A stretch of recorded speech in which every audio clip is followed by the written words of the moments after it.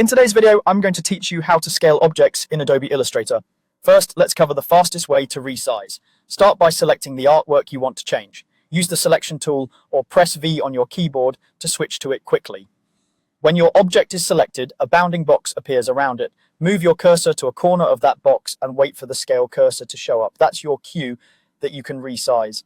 Click and drag inward to make the object smaller or drag outward to make it larger. If you want to maintain the original proportions so nothing looks stretched or squished, hold the Shift key while you drag. Keep holding Shift until you release the mouse to lock those proportions. This method is perfect for quick visual adjustments and works equally well if you've selected multiple objects. Everything within the selection will scale together.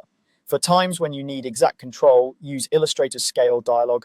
With your object still selected, go to Object, then Transform, then Scale. A window will open where you can type an exact percentage.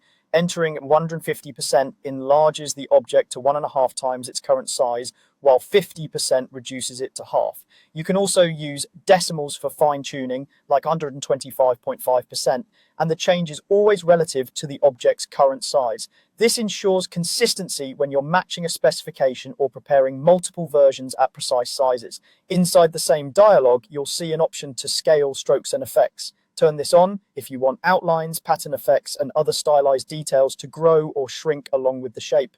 Leave it off if you'd rather keep stroke weights and effects unchanged while only the shape resizes.